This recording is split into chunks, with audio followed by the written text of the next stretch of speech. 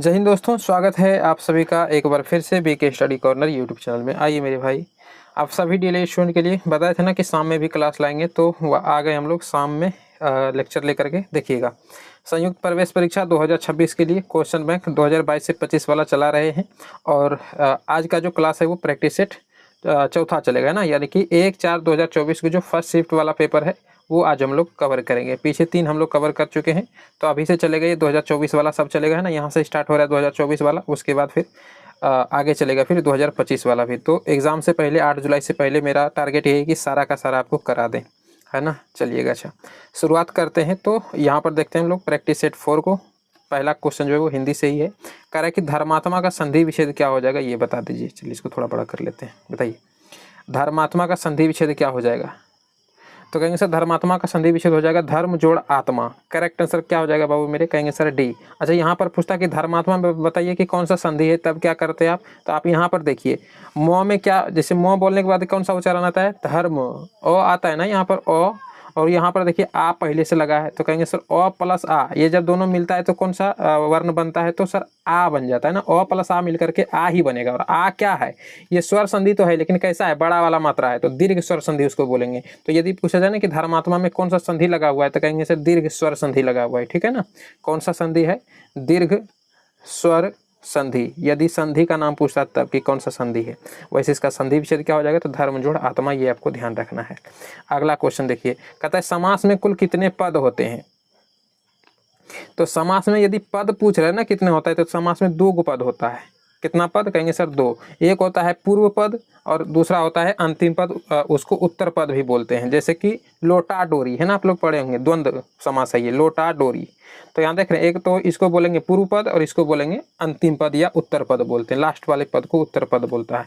तो वो 2 पद होता है बेसिकली। तो करेक्ट आंसर ऑप्शन डी होगा। अगला क्वेश्चन देखिएगा, कह रहा है कि यज्ञशाला में बताइए कौन सा समास है। ये तो मेरे ख्याल से कल आया था ना, कल नहीं, मॉर्निंग में ही आया था मेरे ख्याल से। यज्ञशाला में कौन सा समास है, तो सर तत्पुरुष समास है। यज्ञशाला, पाठशाला, ये सब क्या कौन सा समास हो जाएगा, तत्पुरुष समास। अंतिम खंड इसका प्रधान होता है, करा चुके हैं। अच्छा, ये है, यहाँ पर ही दे दिया है गद्यांश वाला। तो हम लोग क्या करेंगे, पहले क्वेश्चन पढ़ेंगे। देखिए क्वेश्चन क्या कह रहा है, कह रहा है कि सपूत में कौन सा उपसर्ग लगा है, यानी कि आपको गद्यांश पढ़ने का कोई जरूरत था ही नहीं यहाँ पर, है ना। तो हर बार बोलते हैं कि पहले क्वेश्चन पढ़िए। सपूत में कौन सा उपसर्ग लगा है, तो सबसे पहले इसका सर विच्छेद करना होगा। तो सौ जोड़ पूत, ये जब जोड़ेंगे ना तब जाकर बनता है सपूत। तो उपसर्ग शुरुआत में ही लगता है, तो कौन सा उपसर्ग लग जाएगा, कहेंगे सर 100 उपसर्ग लग जाएगा। करेक्ट आंसर ऑप्शन आपका यहाँ पर ए हो जाएगा। अगला क्वेश्चन कहता है कि मैं पढ़ रहा हूँ, यह किस प्रकार का वाक्य का उदाहरण है, बताइए। मैं पढ़ रहा हूँ, तो कोई इच्छा जाहिर हो रहा है यहाँ पर, इच्छावाचक तो होगा नहीं। संदेह, किसी प्रकार का संदेह भी नहीं लग रहा है सुनने में कि मैं पढ़ रहा हूँ, क्या संदेह है, तो ये भी संदेहवाचक होगा नहीं। संकेत किसी की ओर इशारा वगैरह कर रहा है यहाँ पर, तो नहीं सर, तो ये वाला भी होगा नहीं। करेक्ट आंसर विधिवाचक कहलाएगा। यानी सिंपल कोई वाक्य है ना, मैं पढ़ रहा हूँ, मैं खा रहा हूँ, मैं जा रहा हूँ, ये सब किस प्रकार का वाक्य कहलाएगा, विधिवाचक वाक्य कहलाता है, जिसमें कोई कार्य होने की घटना को दिखाता है, तो विधिवाचक कहलाता है। करेक्ट आंसर यहाँ पर ऑप्शन ए होगा आपका। अगला क्वेश्चन कहता है कि अनेक्जर के लिए सही परिभाषिक शब्द यहाँ पर नहीं कौन सा, ये बताइए। मैंने 3 तो इसमें अनेक्जर का ही मीनिंग है, कौन सा नहीं है वही ये कह रहा है। तो देखिए अनेक्जर का मतलब होता है अनुलग्न या परिशिष्ट या संलग्न। कहने का मतलब क्या है सर, जैसे आप लोग कहीं पर भी जाते हैं, कोई प्रमाण पत्र वगैरह कुछ भी, सिर्फ बैंक वगैरह में भी कागजात वगैरह कुछ बनवाने जाते हैं, तो उसमें कहता है ना कि भाई नीचे हमको पैन कार्ड लगा करके दो, आधार कार्ड प्रमाण के तौर पर लगा करके दो। तो जो चिपका करके देते हैं ना, उसको जैसे इंग्लिश में अटैचमेंट भी बोलेंगे, अनेक्जर कह लीजिए या फिर अटैचमेंट कह लीजिए। तो वही है, कह रहा है कि अटैचमेंट का मतलब क्या होता है, तो वही तो होता है अनुलग्न या परिशिष्ट या संलग्न, माने उसके नीचे जो है ना एक साथ पिन अप करके देना, वही कहलाता है अनेक्जर। ठीक है, तो कौन सा नहीं हो जाएगा, आसंजक। आसंजक जो है इसका परिभाषिक शब्द नहीं होगा। करेक्ट आंसर सी होगा। अगला क्वेश्चन देखिए, कहता है कि कारक के कितने भेद हैं, बताइए। कारक के कितने भेद हैं, तो कहेंगे सर कारक के 8 गो भेद होता है ना, पढ़े होंगे आप सभी लोग, कर्ता ने कर्म को वाला, तो 8 गो टोटली होता है। करेक्ट आंसर डी हो जाएगा। अगला क्वेश्चन कहता है कि सम्राट शब्द में इसका जो है स्त्रीलिंग रूप क्या हो जाएगा, सम्राट का। तो सम्राट का सम्राटी नहीं होता है, सम्राज्ञी होगा। ठीक है, ये वाला होगा, ग्यों वाला, ये टॉ वाला नहीं लगाइएगा, ये गलत हो जाएगा। सम्राज्ञी होता है। करेक्ट आंसर बी हो जाएगा। देखिएगा, सम्राट की पुत्री का नाम राजकुमारी होता है, ऐसा नहीं कि स्त्रीलिंग रूप पुत्री वाला लगा दीजिएगा, राजकुमारी, गलत हो जाएगा। और रानी भी नहीं होगा। सम्राट का मानते हैं उसकी वाइफ का नाम रानी बोल सकते हैं हम लोग, लेकिन रानी होगा नहीं, सम्राज्ञी होता है, ये आप ध्यान रखिएगा। ठीक, चलिए आइए अगले क्वेश्चन पर। कहता है कि चादर से बाहर पैर पसारना, इस मुहावरे का अर्थ क्या हो जाएगा। चादर ओढ़कर सोना नहीं, चादर से पैर ढकना इतना सिंपल नहीं होता है, कंजूस होना, चादर से बाहर पैर पसारना, इसमें कंजूस वाली तो कोई बात नहीं है सर। करेक्ट आंसर हो जाएगा ऑप्शन डी, यानी जितना आमदनी नहीं उससे ज़्यादा खर्च कर देना, आय से अधिक व्यय करना, आय माने आमदनी या व्यय माने खर्च, तो करेक्ट आंसर डी हो जाएगा, आय से ज़्यादा खर्च कर देना, वही होता है चादर से बाहर पैर पसार देना, है ना। अगला क्वेश्चन देखिएगा, कहता है इनमें से कौन सा वाक्य अशुद्ध है, तो 3 तो इसमें शुद्ध मिलेगा हम लोग को, तो देखिएगा शुद्ध पकड़ते हैं और अशुद्ध भी देखते हैं। मुझे तुम्हारी बातें सुननी पड़ी, ठीक ठाक ही लग रहा है। बेटी पराए घर का धन होती है, ये भी ठीक लग रहा है। भारत में अनेकों राज्य, हाँ सर मिल गया, यही वाला आंसर होगा। कैसे, अभी समझाते हैं जिसको नहीं समझ में आ रहा है। प्रत्येक वृक्ष फल नहीं देता, ये भी सही है। देखिए अशुद्ध यही वाला है, कैसे, देखिए भारत में अनेक राज्य है, ये होना चाहिए। फिर से आप सभी को बता देते हैं, अनेकों नहीं होता है। अनेकों का कहने का मतलब है, अनेक मतलब ही जब बहुत कोई होता है, तो अनेकों कहना तो गलत होगा ना, ये गलत होना हो जाएगा ना। हम ये भले बोल सकते हैं कि अनेक राज्य, अनेक मतलब क्या है, बहुत सारे राज्य हैं, तो अनेकों कहना जरूरी है, या इसी का मतलब बहुवचन होता है, तो इसमें बहुवचन वाला को लगाना जरूरी तो है नहीं, तो अनेक सिर्फ बोलेंगे, अनेकों नहीं बोलेंगे, इसलिए ये गलत हो जाएगा। तो कह रहा है शुद्ध कौन सा हो जाएगा, तो यही होगा सी आंसर आपका। अगला देखिएगा, कहता है कि अब दरवाजा खोला जा सकता है, काले शब्द में कौन सा पद बन रहा है, तो काले का कहने का मतलब यहाँ पर ये लाल शब्द वाला है, ठीक है। काला मतलब जो रंगा हुआ है, इसको काला वाला ये नहीं समझ लीजिएगा, यानी जिसको रंगीन किया हुआ है वही ये कह रहा है। ये अंडरलाइन कहीं कहीं पे रहेगा, रेखांकित शब्द में कौन सा पद बन रहा है, इस प्रकार से पूछ लेता है। तो खोला जा सकता है, ये देखिए, तो इसमें संज्ञा पदबंध, किसी चीज़ का संज्ञा, कोई नाम वस्तु स्थान आया है, कहेंगे नहीं सर, ये भी होगा नहीं। हम वह तुम ये सब सर्वनाम वाला भी यूज हुआ नहीं है। क्रिया विशेषण, यहाँ पर कोई विशेषता दिख रहा है, खोला जा सकता है, कोई विशेषता तो नहीं दिख रहा है, तो विशेषण वाला भी होगा नहीं, तो बच गया सर ऑप्शन फिर बी, तो यही होगा क्रिया पदबंध। जैसे खोलना क्या है, तो जिसके शब्द में लास्ट में ना, ऐसे खोलना, खेलना, खाना, पीना, देखिए लास्ट में ना ना ना ना आ रहा है ना, तो ना जहाँ पर लास्ट में आता है वो एक प्रकार का क्रिया उसको माना जाता है। तो यहाँ पर खोलना है ना, खोला जा सकता है, खोलना क्या एक प्रकार का क्रिया है, तो क्रिया पदबंध बोलेंगे इसको, बी आंसर होगा आपका। अगला देखिए, कहता कि वाची का शाब्दिक अर्थ क्या हो जाएगा, बताइए। वाच्य, वाची का क्या मतलब होता है, तो भाई वाची का मतलब होता है कि आदमी बोलना क्या चाह रहा है, बोलने का विषय है। जैसे कहता है ना कि मुझसे खेला नहीं जाता, मुझसे खाया नहीं जाता, मतलब वो बोलने का भाव वो दिखाता है, उसमें तो भाव वाची है। तो वाची का कहने का मतलब भी यही होता है कि आदमी क्या बोलना चाह रहा है, बोलने का उसका विषय क्या है, तो वाची का मतलब यही होता है ना। तो करेक्ट आंसर सी होगा आपका। अगला क्वेश्चन देखिए, कहता है तुमसे बोला नहीं जाता, देखिए उसी प्रकार से वाची है, कह रहा है इसमें बताइए कौन सा वाची है, तो तुमसे बोला नहीं जाता, उससे खाया नहीं जाता, मतलब दुख है भाई, नहीं बोल पा रहा है, यानी क्या है, वहाँ पर भाव उत्पन्न हो रहा है, तो भाववाची बोलेंगे उसको, है ना। जहाँ पर दुख या कष्ट या असमर्थता वाली बात हो, है ना, तो वहाँ पर भाववाची होता है, सी आपका आंसर होगा। अगला देख लीजिए, कहता है सूर्य अस्त हो गया, बताइए इस वाक्य में विभिन्न लोगों के द्वारा, यानी अलग अलग व्यक्तियों के द्वारा जो अर्थ ग्रहण किया जाएगा वह क्या है, यानी वह कौन सी शब्द शक्ति कहलाएगी, ये वही पूछ रहा है। तो भाई वो व्यंजना शब्द शक्ति कहलाएगी। अब सर कैसे, व्यंजना का मतलब होता है कि है ना, ये कह सकते हैं कि अलग अलग इसमें ना देखिए, व्यंजना शब्द शक्ति में ज़्यादातर ना मुहावरे वाला टाइप का क्वेश्चन इसमें पूछा जाता है, मतलब अलग अलग और विशेष अर्थ इससे निकलता है। जैसे सूर्य अस्त हो गया, तो क्या दिखाता है, एक तो यही अर्थ हो गया कि भाई सूरज जो है वो ढल गया, एक तो यही होता है, या शाम हो गई, है ना, इस प्रकार से। लेकिन इसको लोग अलग अलग मीनिंग से समझते हैं। सूर्य अस्त हो गया, ऐसा लगता है किसी के घर में कोई बड़ा पुत्र है, किसी न किसी वजह से यदि वो सही नहीं रहे, किसी तरह से उसका है ना ये एंड हो जाए, तो लोग क्या कहता है, भाई इसके घर का तो सूर्य ही अस्त हो गया, मतलब समझ रहे हैं, ये अर्थ निकल जाता है। या फिर सूर्य अस्त हो गया ये कह दिया, तो इसका क्या मतलब होता है कि भाई पशु पक्षी जितना भी है अब जो है अपने घर जाएंगे, अपने घोंसले की ओर लौटेंगे, ये भी इसका अर्थ हो जाता है। या जितने भी जानवर वगैरह जो मैदान में चर रहे हैं वो भी अब घर जाएंगे, इसका मतलब ये भी हो गया। या फिर कहीं पर बच्चे लोग पढ़ाई कर रहे हैं और सर के सामने जाके कहेंगे सर सूर्य अस्त हो गया, मतलब सर अब छुट्टी दे दीजिए, अब घर जाने का मन कर रहा है, मतलब समझ रहे हैं। कहने का अर्थ यही है कि इसका अलग अलग लोग अर्थ निकालता है। तो और मुहावरा जैसा ये लगता भी है कि सूर्य अस्त हो गया, इसका क्या अर्थ है, तो भाई ये मुहावरा वाला टाइप जैसे ही आ जाए ना, तो वहाँ व्यंजना शब्द शक्ति होता है, ठीक है, ध्यान रखिएगा। चलिए बी यहाँ पर आंसर होगा। अगला देखिएगा कुछ इसी प्रकार, कहता है कुंभकर्ण निद्रा सोने वाले को श्वान निद्रा सोने वाला कहा गया, मैंने जो कुंभकर्ण की नींद में सोता है ना उसको श्वान निद्रा सोने वाला कहा जाता है। तो इस कथन में कौन सा शब्द शक्ति है, वही ये कह रहा है।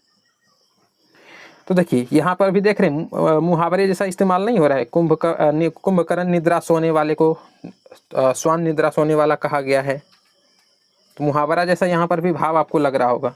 तो मुहावरा वाला जैसे ही आपको मिल जाए आप क्या लगाइएगा, सर व्यंजना शब्द शक्ति, यहाँ पर व्यंजना नहीं दिया है, देखिए अर्थ इसमें जोड़ दिया गया, तो व्यंग्यार्थ बोल देंगे इसको, है ना, क्या बोलेंगे, व्यंग्यार्थ बोलेंगे। करेक्ट आंसर कौन सा होगा, कहेंगे सर जी डी होगा, ध्यान रखिएगा, ठीक। अगला क्वेश्चन देखिए, कहते हैं 3 बेर खाती थी वे 3 बेर खाती है, तो कई बार करा चुके हैं ना, कौन सा अलंकार यहाँ पर होगा, कहिएगा सर ये 3 बेर और ये वाला 3 बेर, यानी एक ही शब्द 2 बार आया है, 2 या 2 से अधिक बार कोई शब्द आए लेकिन हर बार उसका अर्थ अलग अलग निकले। जैसे 3 बेर, यहाँ का मतलब क्या है, 3 बार कोई ऐसा है कि जो कि 3 टाइम खाता है, यहाँ पर समय दिखाता है। ये 3 बेर का मतलब यहाँ पर समय दिखा रहा है, और यहाँ पर 3 बेर मैंने 3 को बेर खाती थी, या 3 को बेर खाती है, मतलब वो फल की बात कर रहा है। बेर जो फल पेड़ में लगता है ना, तो ये फल दिखाता है, तो इसका मतलब समय होता है और इसका मतलब फल होता है, अलग अलग अर्थ निकल रहा है। तो 2 या 2 से अधिक बार इस्तेमाल किया गया शब्द और हर स्थिति में उसका अर्थ अलग निकले तो होता है वहाँ पर यमक अलंकार। करेक्ट आंसर कौन सा हो जाएगा, कहेंगे सर जी ऑप्शन आपका ए यहाँ पर सही है। अगला क्वेश्चन कहता है कि अलंकारों का शिरोरत्न किसे माना गया है। अलंकारों का शिरोरत्न या अलंकारों की रानी, कुछ इस प्रकार से क्वेश्चन पूछेगा, किसको मानेंगे, उपमा अलंकार को मानेंगे। ये याद रखिएगा, अभी तक नहीं कराए थे, इसको याद रखिएगा, ठीक है। अलंकारों का शिरोरत्न किसे कहा जाता है, उपमा अलंकार को कहा जाता है, इंपॉर्टेंट है, इसको ध्यान रखिएगा। अगला क्वेश्चन देखिए, कहता है सिर झुका नियति की, मान ली यह बात, स्वयं ही मुरझा गया तेरा हृदय जलजात। बताइए कौन सा अलंकार है। एक यहाँ पर शब्द दिख रहा होगा हृदय जलजात, मतलब क्या दिखा रहा है, हृदय मने हृदय हमारा हो गया, और जलजात मने ये कमल को दिखाता है, जलजात मने जल में रहने वाला, वो कमल के बारे में बोल रहा है। तो हमारा हृदय कैसा, तो कहता है कमल के जैसा, मतलब देख रहे हैं डायरेक्ट हृदय को कमल के रूप मान लिया गया है। तो कौन सा अलंकार होगा यहाँ पर, रूपक अलंकार हो जाएगा, ठीक है। करेक्ट आंसर ऑप्शन सी होगा। अगला क्वेश्चन देखिएगा, कहता है बढ़त बढ़त संपत्ति सलील, मन सरोज बढ़ी जाई, इसमें कौन सा अलंकार है। बढ़त बढ़त संपत्ति सलील, देखिए यहाँ पर भी है रूपक अलंकार। कहिएगा सर कैसे, देखिए संपत्ति सलील एक शब्द तो यहाँ पर हो गया, और उसके बाद मन सरोज, ये भी देखिए संपत्ति सलील का कहने का मतलब जिस प्रकार जल का स्तर धीरे धीरे बढ़ते जाता है, उसी प्रकार मन सरोज, मैंने सरोज माने भी यहाँ पर क्या होता है, कमल ही होता है जो कीचड़ में खिलता है, तो मन भी कमल के जैसा बढ़ते जाता है। मतलब हो यहाँ पर ये रहा है कि संपत्ति सलील, संपत्ति को पानी से तुलना कर दिया गया है और मन को कमल के साथ तुलना किया गया है, डायरेक्ट तुलना किया गया है। तो जहाँ पर डायरेक्ट तुलना किया जाए ना, वहीं पर होता है रूपक अलंकार। तो करेक्ट आंसर यहाँ पर भी कौन सा होगा, रूपक अलंकार, यानी ऑप्शन ए ही आपका सही होगा। अगला क्वेश्चन कहता है मन हूँ विधि तन अच्छ छवि, स्वच्छ राखिवे काज। आगे पढ़िए ना पढ़िए, आंसर आपका मिल गया है सर, मन हूँ शब्द मिल गया है। बाकी देख लीजिए, दीर्घ पग पोषण को करें भूषण पहनदाज, कौन सा अलंकार है। कहेंगे सर मन हूँ शब्द मिला सर, यहाँ पर उत्प्रेक्षा अलंकार हो जाएगा। तो बिल्कुल मेरे भाई सी आपका करेक्ट आंसर होगा। अगला देखिएगा, कहता है आई ऐसी अद्भुत वेला, ना रो सका ना बिहास सका, कौन सा अलंकार होगा, करा चुके हैं सर। ना शब्द आ रहा है यहाँ पर सर, विरोधाभास अलंकार हो जाएगा। कितना इजी हो गया ना, सारा क्वेश्चन समझना है ना, तो रेगुलर क्लास करते रहिए, सब क्वेश्चन समझा देंगे। कहता है तगन में कितने लघु और कितने गुरु वर्ण होते हैं। तगन में कितने, देखिए यहाँ पर ना वैसे तो जितना भी छंद वगैरह होता है हम अच्छे से पढ़ाए नहीं है, क्योंकि छंद वाला चैप्टर हम खुद अच्छे से नहीं समझ में हमको आ रहा है, तो हम आप लोग को भी नहीं समझा पाए हैं। तो आंसर जहाँ पर आ रहा है वो आपको बता देंगे, लेकिन यहाँ पर ना इसको थोड़ा सा हम समझाने का प्रयास करते हैं, खुद हम थोड़ा सा इसके ऊपर दिमाग लगाएं कि भाई आखिर तगन मगन झगन ये सब होता क्या है, समझ में नहीं आ रहा था हमको खुद, लेकिन फिर समझाने का आपको प्रयास करते हैं। यहाँ पर एक ट्रिक बताते हैं, याद रखिएगा, ठीक है ना। जैसे करें तगन में कितने लघु, ये वाला पूछा जाता है कि कितने लघु और कितने गुरु वर्ण होते हैं, तो एक ट्रिक आपको लिखाते हैं, जब भी पूछे तगन में कितने लघु गुरु वर्ण होते हैं, मगन में कितने होते हैं, झगन में कितने होते हैं, समझिएगा झगन होता नहीं है, आपको बोल रहे हैं। तो देखिए कौन कौन सा होता है, ये ट्रिक आप लिख लीजिए कहीं पर, या मा ता रा जो, उसके बाद फिर आएगा आपका भा, है ना, या मा ता रा जा भा, फिर आएगा न, और फिर आएगा स, फिर आएगा ल, और फिर आएगा भा। ये वाला ट्रिक, बस ये लाइन आप याद रखिएगा, ठीक है। अब जैसे देखिए क्या कर रहा है, कहता है तगन में कितने लघु और कितने गुरु वर्ण होते हैं। अब लघु वर्ण और गुरु वर्ण किसको कहते हैं, तो लघु वर्ण उसी को कहते हैं दीर्घ स्वर, दीर्घ संधि जो होता है, जिससे बोलने में 2 टाइम का मात्रा लगता है, और गुरु लघु तो छोटा वाला होता है, गुरु वाला होता है जिसमें 2 टाइम लगता है। अब यहाँ पर समझिएगा तगन, देखिए तो वाला कहाँ पर मिल रहा है, कहेंगे सर तो सर यहाँ पर मिला, ये देखिए तो वाला मिला, अलग कर लेने क्या, देखिए ये वाला ले लेते हैं, देखिए यहाँ पर आपको ता मिल गया ना, तो यहाँ से आप 3 लाइन, जहाँ से भी पूछे ना, तगन पूछ रहा है तो ता वाला पकड़ के 3 लाइन ले लीजिए, जिसका पूछेगा वहाँ पकड़ के 3 लाइन आपको खींचना है। तो देखिए ता में कौन सा वर्ण लगा हुआ है, कहेंगे सर बड़ी मात्रा लगा हुआ है, इसका मतलब यहाँ पर कौन सा वर्ण है सर, ये वाला गुरु वाला वर्ण हो जाएगा। यहाँ पर रा सर, ये भी गुरु वर्ण है, तो यहाँ फिर हम बोलेंगे गुरु वर्ण है। लास्ट में आएगा जौ, सर ये तो सिंपल जौ है, इसमें आकर नहीं लगा है, तो इसको हम लोग लघु वर्ण बोलेंगे। तो अब जैसे ही पूछेगा कि तगन में कितने लघु और कितने गुरु वर्ण होते हैं, कहेंगे सर जी 2 गो गुरु और 1 गो लघु होता है। तो गुरु को जब भी दिखाया जाता है ना, इस प्रकार से दिखाया जाता है, ये वाला डिजाइन से, और जो लघु वर्ण होता है उसको इस प्रकार से दिखाया जाता है, ठीक है। अब ये वाला देखिए किस ऑप्शन में दिख रहा है, कहिएगा सर जी ऑप्शन ए में ही तो दिख रहा है। तो 22 का करेक्ट आंसर ए हो जाएगा। समझ गए ना, इस प्रकार से। अब जिसका पूछे यगन होता है, ये मगन होता है, यहाँ पर ये तगन हो गया, उसके बाद रगन होता है, फिर जगन होता है, फिर भगन होता है, फिर नगन होता है, फिर सगन होता है। ये ला भा वाला नहीं होता, लगन भगन नहीं होता है, ठीक है ना। ये दो बस आगे, जैसे कि आप सगन वाला पूछेगा तो 3 को पकड़ के चलना होगा ना, इसलिए ये 2 दे रखा है, ठीक है ना। तो सगन में पूछेगा कितने लघु कितने गुरु वर्ण, तो कहेंगे सर एगो ये वाला तो लघु हो गया, ये वाला भी लघु हो गया, ये वाला सर दीर्घ वाला हो गया ना, जिसको गुरु बोल सकते हैं। तो लघु लघु गुरु इसमें इस प्रकार से हो जाएगा, यानी ऐसे ऐसे ऐसे हो जाएगा। ये वाला डिजाइन जिसमें दिखेगा, देखिए यहाँ पर दिख तो रहा है डी में, तो ये किसका है, ये कहेंगे सर सगन वाला है।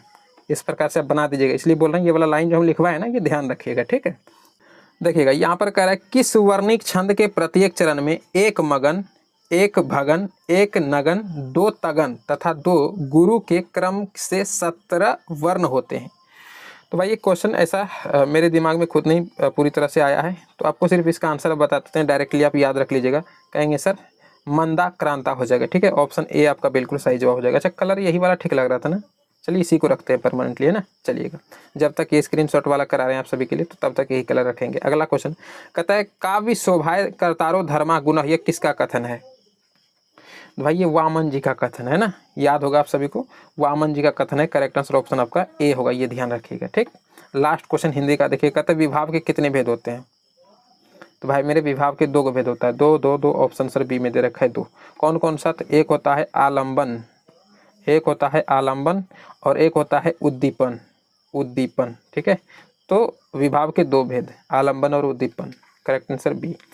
यहाँ से देखिए हम लोग साइंस को स्टार्ट करते हैं। पहला क्वेश्चन साइंस का कहता है पौधों के नस्लों में सुधार करने का लक्ष्य जो है ये उत्पादित करना है। माने कोई भी पौधों के नस्ल को हम सुधारते हैं, अच्छा सा कोई बीज बनाते हैं, तो हम क्या किस लक्ष्य को रख करके उसका जो है सुधार वगैरह करते हैं कि भाई रोग मुक्त प्रजाति बना सकें, कहेंगे सर सही है। अधिक उपज देने वाली प्रजाति बन सके, ये भी सही है। शीघ्र परिपक्व होने वाली प्रजाति, जल्दी से पक जाने वाली, है ना, तो ये वाला भी सही है सर। तो उपरोक्त में से डी हो जाएगा, यानी कि डी आपका बिल्कुल सही जवाब होगा, उपरोक्त में से सभी, ठीक है। समझ गए होंगे। अगला क्वेश्चन देखिए, यहाँ पर कह रहा है कि निम्नलिखित में से कौन द्विक्षारकीय अम्ल है।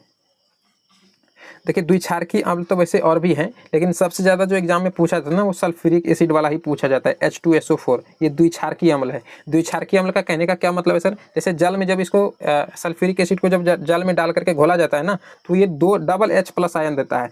तो जो जितना H+ आयन देगा उस अनुसार उसको क्षारकीय अम्ल बोला जाता है। ये 2 H+ आयन देता है, इसलिए इसको द्विक्षारकीय अम्ल बोलेंगे। जो एक देगा उसको एक क्षारकीय अम्ल बोलेंगे। इस प्रकार से सिंपली बोला जाता है। तो आपको ना ये द्विक्षारकीय वाला ज़्यादा पूछता है और उसमें H2SO4 वाला ही ज़्यादा पूछता है, तो याद रखिएगा, ठीक है। द्विक्षारकीय अम्ल आप जैसा ही पूछेगा नहीं द्विक्षारकीय वाला, तो आप ऑप्शन में तुरंत ढूंढिएगा H2SO4 कहीं पर है कि नहीं, है ना। तो डी यहाँ पर करेक्ट आंसर हो जाएगा। अगला क्वेश्चन ये तो करा चुके हैं, निम्नलिखित में से कौन प्रोपेनिक अम्ल है। तो कहेंगे सर यहाँ पर हो जाएगा ऑप्शन बी वाला, है ना, जिसमें C 3 गो हो और H यहाँ पर 6 गो हो और O सर जी 2 गो हो। देखिए है ना, C 3, H यहाँ पर 6, 1 2 3 4 5 6 और O यहाँ पर 2 गो, तो ये वाला सर। अच्छा इसको C एक तो इस तरह से लिखा जाता है, यदि हम प्रॉपरली इसका डायग्राम बना करके लिखें तो। उसके अलावा आप C3H6O2 भी लिख सकते हैं, या फिर आप इसको CH3CH2, है ना, इसके बाद COOH इस प्रकार से भी लिख सकते थे। 1 2 3 C यहाँ भी हो गया, H3 H2 H5 और एक H यहाँ 6 H6 हो गया और 2 गो O यहाँ पर हो गया। इस प्रकार से भी लिखा जाता है। तो ये सब आप ध्यान रख लीजिएगा, बस ऑप्शन में जिस प्रकार से मिल जाए वो हो जाएगा आंसर। अगला कहता है मिट्टी का घर गर्मियों के मौसम में ठंडा, है ना, और जाड़े के मौसम में गर्म होता है। क्या वजह है भाई बताइए। क्या मिट्टी उष्मा का होता क्या है, सुचालक, कुचालक, अर्धचालक या अतिचालक। कहता है कि ठंडा है ना, गर्मियों के मौसम में घर ठंडा हो जाता है और जाड़े के मौसम में गर्म हो जाता है। पक्का वो क्या होगा, मिट्टी जो है उष्मा का, कहेंगे सर कुचालक होता होगा, तभी तो ऐसा संभव है ना कि जब बाहर गर्मी रहता है तो अंदर मिट्टी का जो घर होता है वो अंदर से ठंडा लगता है। कुचालक है तभी तो कि बाहर से उष्मा को लाने ही नहीं दे रहा है, गर्मी को बाहर ही रख रहा है। तो कुचालक होगा तभी तो, सुचालक होगा तब तो आ ही जाएगा। तो अपोजिट होना चाहिए, यानी कुचालक होना चाहिए। तो करेक्ट आंसर ऑप्शन बी हो जाएगा। चलिएगा, अच्छा अगला क्वेश्चन देखिएगा। कहते हैं निम्नलिखित में से कौन व्हिटकर के वर्गीकरण के अकशेरुकी जीवों में से नहीं है। व्हिटकर का पूरा नाम क्या था पता है, R.H. व्हिटकर नाम था इसका पूरा। तो कह रहा है इसके वर्गीकरण के अकशेरुकी जीवों में कौन नहीं है। तो याद रखिएगा प्रोटोजोआ इसके अंतर्गत नहीं आता है, ठीक है। डी आपका करेक्ट आंसर होगा।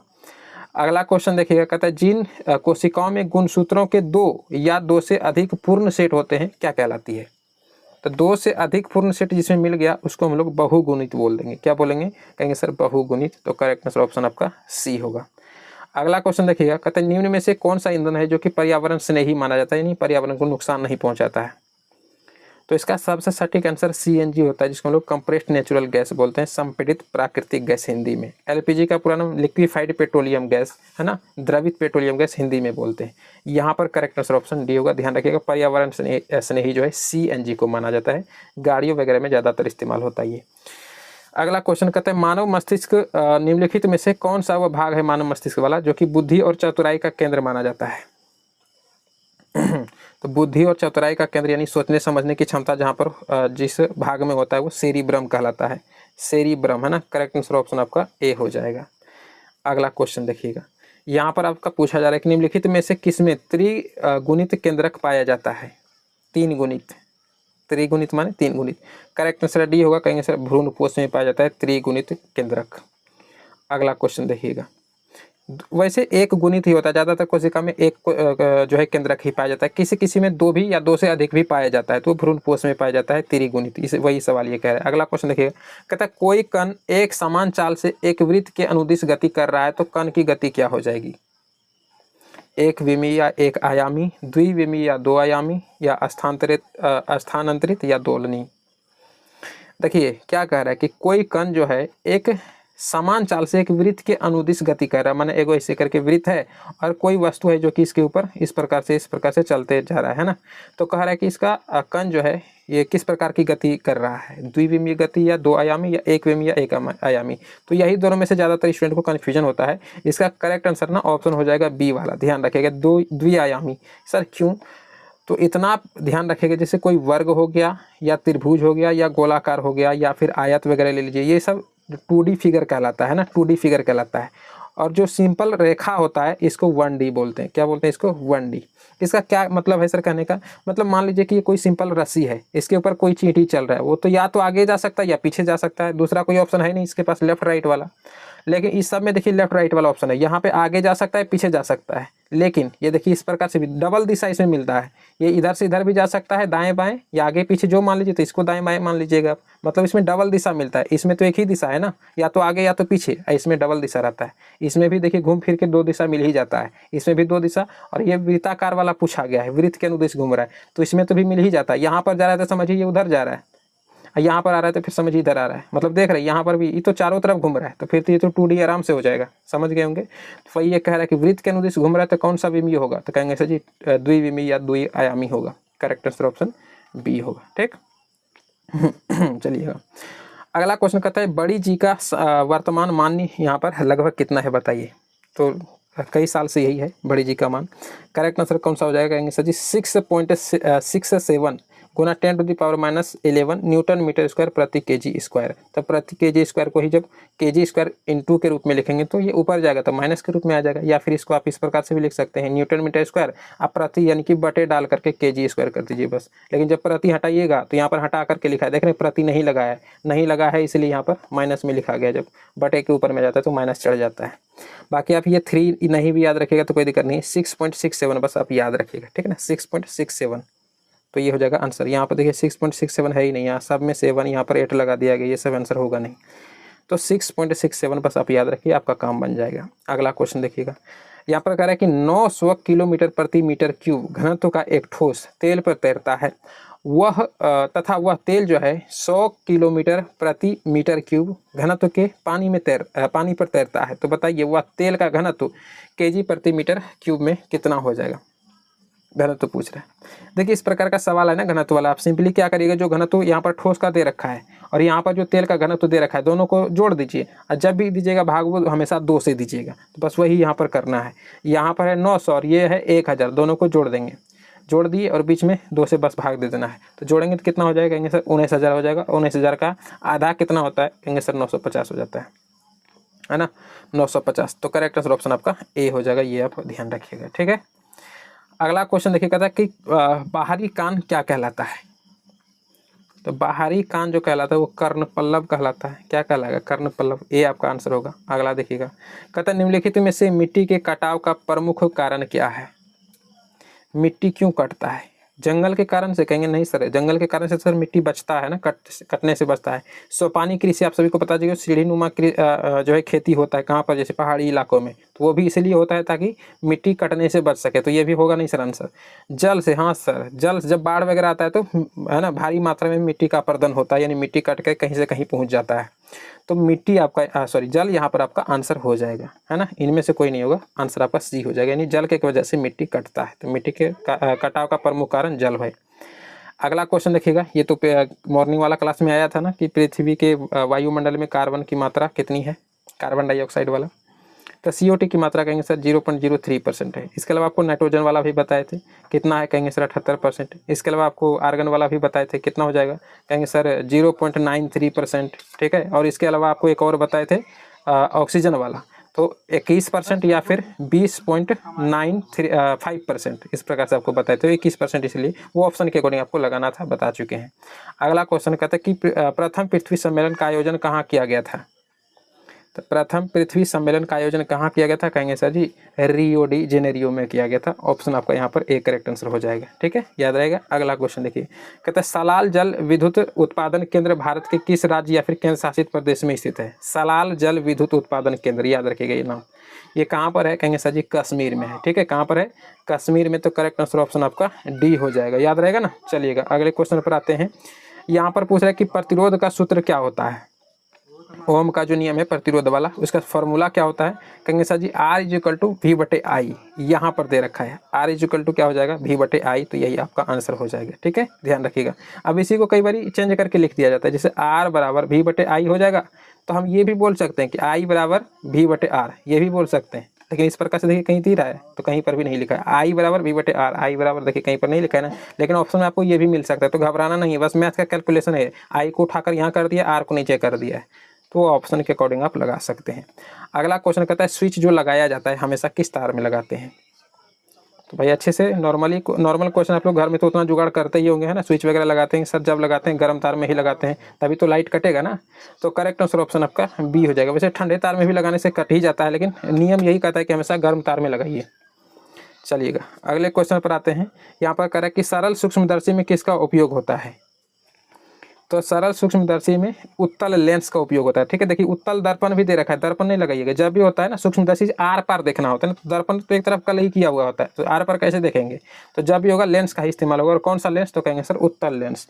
डी आपका यहाँ पर करेक्ट आंसर हो जाएगा। अगला क्वेश्चन यहाँ से हम लोग सोशल स्टडीज यानी जीके जी इसको कवर करेंगे। कहता है कि फ्रांस की क्रांति के समय वहाँ का राजा कौन था। फ्रांस की जब राज्य क्रांति होती है उस समय वहाँ का राजा, कहेंगे सर लुई 16वां। देखिए कहाँ पर है, देखिए रोमन अंक में लिखा हुआ है, और रोमन अंक में ही ज़्यादातर मिलता है। बी आपका करेक्ट आंसर हो जाएगा। कई बार यही चीज़ मिलेगा आपको इस प्रकार से, बिल्कुल अच्छे तरीके से, लुई 16वां इस प्रकार से लिखा हुआ मिलेगा, तो ध्यान रखिएगा, ठीक है। 16वां इसी प्रकार, x माने 10 होता है, v माने 5 और 1 माने 1 होता है। 5 1 6 और 10 16 हो गया, है ना। तो इस प्रकार से ये रोमन अंक है। अगला क्वेश्चन देखिए, कहता है चेरो जनजाति कहाँ की रहने वाली जनजाति थी, बताइए। चेरो जनजाति कहाँ की रहने वाली है, कहेंगे सर जी पलामू की रहने वाली है। चेरो जनजाति कहाँ की रहने वाली है, पलामू की। डी आपका। अच्छा चेरो जनजाति की भाषा क्या थी, ये अगर पूछा जाए तब, तो वैसे तो इम्पोर्टेंट है नहीं पूछेगा मेरे ख्याल से, लेकिन फिर भी सदानी भाषा थी उसकी। क्या थी, सदानी भाषा, याद रखिएगा चेरो जनजाति की। हो सकता है जब यहाँ पर कहाँ पर रहने वाला जब ये पूछ सकता है पलामू, तो हो सकता है भाषा अगले क्वेश्चन में यानी कि आप लोग के एग्जाम में पूछ लिया जाए। करेक्ट, यूसेफ मैजनी ने गुप्त भूमिगत समाज की स्थापना यंग यूरोप नामक समाज में किया था, लेकिन यंग यूरोप में कहाँ पर किया था। तो करा चुके हैं, कहिएगा सर बर्न में किया था, अभी तक तो याद है कल ही कराए हैं। अगला क्वेश्चन कहता है जलियांवाला बाग हत्याकांड के लिए कौन सा समिति गठन है। सर हंटर समिति, ऑप्शन ए में ही सब दे रखा है, वहाँ पर डी में था ना, यहाँ पर ए में है, याद रखिएगा। जिस ऑप्शन में है हंटर समिति। अगला कहता है भारत में प्रेस का जनक किसे कहते हैं। भाई भारत में प्रेस का जनक कहा जाता है जेम्स ऑगस्टस हिक्की साहब को। सी आपका करेक्ट आंसर हो जाएगा, याद रहेगा। अगला क्वेश्चन कहता है नाथुला दर्रा किस राज्य में स्थित है। तो नाथुला पूछे या जलैपला पूछे, कहाँ पर हो जाएगा, सिक्किम में, है ना। नाथुला, ये तो नाथुला दे ही रखा है, हम जलैपला लिख देते हैं। सिक्किम में कौन कौन सा, एक तो नाथुला और एक होगा सर जलैपला, ठीक है। तो ये दोनों जो दर्रा है कहाँ पर स्थित है, ये दोनों पास बी यानी कि सिक्किम में स्थित है। दर्रा को ही पास बोलते हैं, पास, ठीक है, PASS ये बोला जाता है। चलिए अच्छा अगले क्वेश्चन पर आते हैं। कहते हैं श्रीलंका की वर्तमान राजधानी कहाँ है, या राजधानी कहाँ है। तो अभी भी कहाँ पर है, तो श्री जयवर्धनपुरा कोटे हो जाएगा आपका आंसर। कहेंगे सर जी ए बिल्कुल सही जवाब हो जाएगा, याद रखिएगा। और अभी भी यहीं पर है आधिकारिक रूप से। अगला क्वेश्चन देखिएगा, कहता है तालाब पालन प्रणाली के लिए कौन सी सामान्य मछलियों का चयन किया जाता है। तो करा चुके हैं पिछले क्लास में।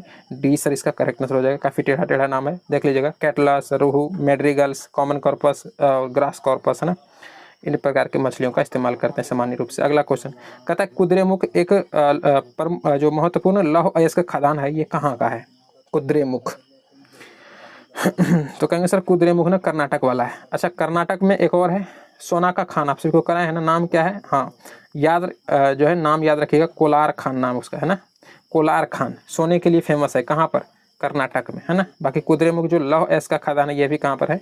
कर्नाटक में है, याद रखिएगा। कौन से कर्नाटक, कौन से कुद्रेमुख, कौन से कोलार खान, याद रहेगा ना। चलिए, कहता है कि अंतर्राष्ट्रीय जैव विविधता दिवस ये कब मनाया जाता है? कहेंगे सर 22 मई को मनाया जाता है अंतर्राष्ट्रीय जैव विविधता दिवस, हर साल, है ना। अगला क्वेश्चन कहता है भारत का प्रथम तेल शोधक कारखाना ये कहाँ स्थित है? भारत का पहला तेल शोधक कारखाना, तो कहेंगे सर डिगबोई में। अच्छा, अगर पूछा जाए बिहार का पहला तेल शोधक कारखाना, तो कहेंगे सर बरौनी में, याद रहेगा ना। बरौनी के कहाँ पर? बेगूसराय में, बेगूसराय में। दोनों क्वेश्चन याद रखिएगा। यदि पूछा जाए बिहार का एकमात्र तेल शोधक कारखाना कहाँ पर है, तो बेगूसराय, बरौनी में। और भारत का प्रथम तेल शोधक कारखाना पूछा जाए तो डिगबोई में। डी आंसर, डी से डिगबोई, डी से डी, है ना। वो जरूरी नहीं कि डी में ही मिलेगा, बस ऐसे बोल दिया आपको। अगला कहता है कि कांडला पत्तन यानी कांडला बंदरगाह, पत्तन माने होते हैं बंदरगाह, ये किस राज्य में है? तो भाई गुजरात का काफ़ी बड़ा बंदरगाह है। कौन सा? कहेंगे सर जी गुजरात है ना। कांडला पत्तन है गुजरात का काफ़ी बड़ा बंदरगाह। तो सी आपका करेक्ट आंसर हो जाएगा, कांडला पत्तन या कांडला बंदरगाह, याद रहेगा ना। अच्छा, किस जिला में? गुजरात के किस जिला में? कई बार ये पूछा जाता है, तो कहेंगे सर जी कच्छ जिला में पड़ता है।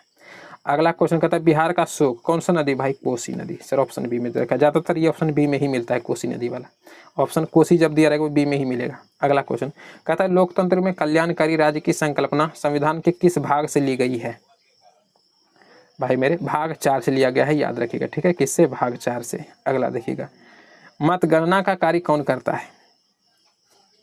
तो सर मतगणना का कार्य जब करेगा तो चुनाव आयोग ही करेगा ना। तो ऑप्शन आपका डी यहाँ पर करेक्ट आंसर होगा। अगला क्वेश्चन कहता है कि लोकसभा को इंग्लैंड में क्या कहा जाता है? इंग्लैंड में लोकसभा को कहा जाता है हाउस ऑफ कॉमन्स। क्या बोलते हैं? House of Commons. भारत में निचला सदन ये बोला जाता है ना।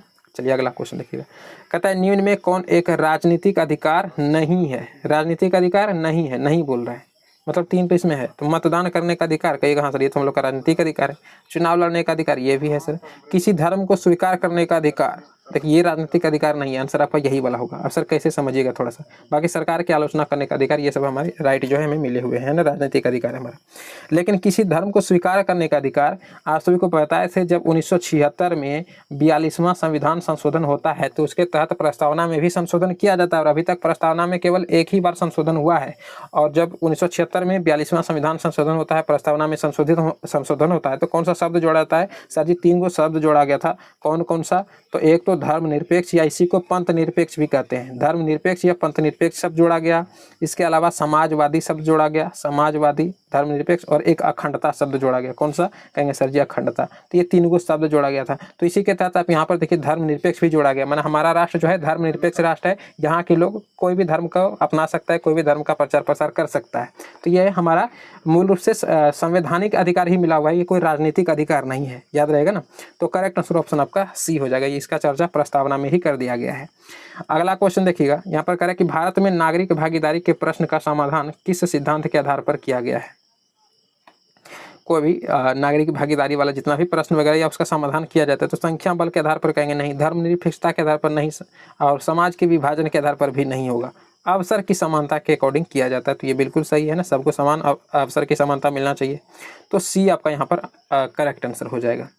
अगला क्वेश्चन देखिए, कहता है लोकतंत्र की सर्वोत्तम गुण क्या है? लोकतंत्र का सर्वोत्तम गुण क्या होना चाहिए? अपने से दिमाग लगाइए। शिक्षा का अभाव, कहिएगा सर नहीं। नागरिकों की गरिमा में वृद्धि, हाँ गरिमा में वृद्धि हो सकता है। जनसंख्या की अधिकता, नहीं। बहुदलीय पद्धति, ये वाला भी नहीं। तो आंसर आपका होगा ऑप्शन बी। ध्यान रखिएगा, नागरिकों की गरिमा में वृद्धि, ये लोकतंत्र का सबसे अच्छा गुण माना जा सकता है। अगला क्वेश्चन और लास्ट क्वेश्चन, कहता कि कौन सा कदम लोकतांत्रिक सुधार का सूचक है? कौन सा कदम लोकतांत्रिक सुधार? कहेंगे सर शिक्षा, ये तो गलत बात है। असमानता गलत बात है। बेरोजगारी गलत है। तो बच गया ऑप्शन डी। पंचायती राज, तो बिल्कुल सही है, पंचायती राज होना भी चाहिए। तो डी आपका यहाँ पर सही जवाब हो जाएगा। बाकी क्लास आप सभी का हो चुका है एंड। कैसा लगा सेशन कमेंट करके जरूर लिखिएगा, ठीक है ना। कमेंट जरूर कीजिएगा मेरे भाई, ठीक ना। और थोड़ा बहुत शेयर कर दीजिए क्लास को, व्यूज़ काफ़ी कम आ रहा है। है ना। मेहनत आप सभी के लिए कर रहे हैं, आप लोग शेयर नहीं करते हैं, मतलब बोलना ही पड़ेगा, कितना बोलें भाई, मेरे बोलने में हमको ये सब ठीक नहीं लगता। बाकी टीचरों की तरह से लाइक करिए, शेयर करिए, सब्सक्राइब करिए भाई, जो करना हो अपने दिल से कर दीजिए। याद भी हम नहीं आप लोग को कर पाते हैं कि भाई शेयर करिए, कोशिश करेंगे, हम लिख के रखेंगे। हर बार हम यही बोलते हैं, हम भूल जाते हैं खुद, तो लिख आप लोग ना याद, जैसे ही क्लास स्टार्ट करें हम, जैसे welcome to PK study corner जब बोलने लगते हैं तो उसमें आपको याद कर लेना है कि भाई शेयर कर देते हैं थोड़ा सा क्लास को। अभी भी कर दीजिए, कम से कम इतना बोल रहे हैं तो कर दीजिए मेरे भाई। शेयर करने से ये होता है कि ज़्यादा स्टूडेंट के पास पहुँचता है तो हमको लगता है हाँ हम जो मेहनत कर रहे हैं ज़्यादा स्टूडेंट के पास क्लास जा रहा है, मेहनत करने में और अच्छा लगता है ना। तो कर दीजिएगा। बाकी पिछला क्लास नहीं देखें तो डिस्क्रिप्शन वगैरह में प्लेलिस्ट का लिंक सब बना करके दे दिए हैं, और आप सभी को इतना तो नॉलेज हो ही गया कि कहाँ पे क्लास कौन सा मिल रहा है, तो पता चल गया होगा। और डिस्क्रिप्शन में टेलीग्राम चैनल का भी लिंक है, ज्वाइन कर लीजिएगा पीडीएफ वगैरह के लिए वहीं पर। वैसे अभी इसका पीडीएफ नहीं मिल रहा है, कोई दिक्कत नहीं, इसका पीडीएफ उतना इंपॉर्टेंट है भी नहीं, बस यहाँ पर प्रैक्टिस सेटअप लगाते चलिए। तो ठीक है, मिलते हैं आप बहुत जल्द आपसे अगली क्लास में, यानी मॉर्निंग में मिलते हैं, ठीक ना। तब तक के लिए जय हिंद।